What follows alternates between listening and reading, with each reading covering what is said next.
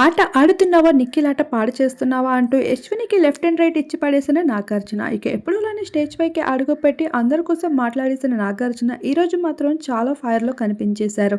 దానికి కారణం nomination process. ఇక నామినేషన్ రచ్చ ఇప్పటికి కూడా కంటిన్యూ అవుతూనే వచ్చేసింది. ఇక వైల్డ్ కార్డ్స్ ఏ విధంగా అయితే వచ్చి అందరికీ నామినేట్ చేస్తూ వచ్చారో ఇప్పుడు అదే విధంగా అయితే నిఖిల్ పైన సోనియా వేస్తున్న బ్లేమ్స్‌పై యశ్విని అయితే సైలెంట్‌గా ఉండి ఆ తర్వాత నిఖిల్‌కి సారీ చెప్తూ రావడంపై యశ్విని తీరుపై అయితే మండిపడుతూ కనిపించేశారు. నువ్వు నిజమైన ఫ్రెండ్ అయితే అక్కడే ఎవరైనా ఫ్రెండ్ కోసం తప్పుగా మాట్లాడుతుంటే క్వెషన్ చేస్తారు. కానీ నువ్వు అక్కడ సపోర్ట్ చేసి తర్వాత నిఖిల్‌కి సారీ చెప్పిన తీరేంటి అమ్మా అంటూ అర్థం కాలేదు అంటూ క్వెషన్ చేయడం జరిగింది.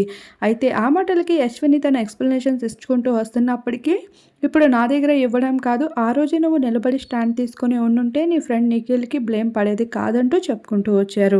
అయితే యశ్విని వాటన్నిటికి కూడా చాలా కూల్‌గా అయితే ఆన్సర్స్ చాలా తెలివిగానే చెప్పిందని చెప్పాలి. ఇక నిఖిల్, యశ్వినిల మధ్యన దూరం పెరగడానికి కూడా అదే కారణం అంటూ అలానే నిఖిల్ అయితే ఒంటరిగా ఎమోషనల్ అయిన వీడియో క్లిప్‌ని కూడా షేర్ చేయడం జరిగింది వీడియోని ప్లే చేస్తూ. ఇలా నాగమామ అయితే గట్టిగానే ఇచ్చుకుంటూ వచ్చేసారు యశ్వినికి. ఇక యశ్విని లియెస్ట్ ఓటింగ్స్‌తో పృథ్వీతో కలిసి కొనసాగుతూ ఉంది.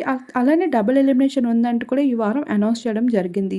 అయితే ఇందులో యశ్విని, పృథ్వీ ఇద్దరిలో అయితే ఒకరు ఎలిమినేట్ అవుతారు. డబుల్ ఎలిమినేషన్ అయితే ఇద్దరు ఖచ్చితంగా ఎలిమినేట్ అవుతున్న అనౌన్స్‌మెంట్‌కి సంబంధించిన వీడియో క్లిప్స్ వైరల్‌గా మారుతున్నాయి.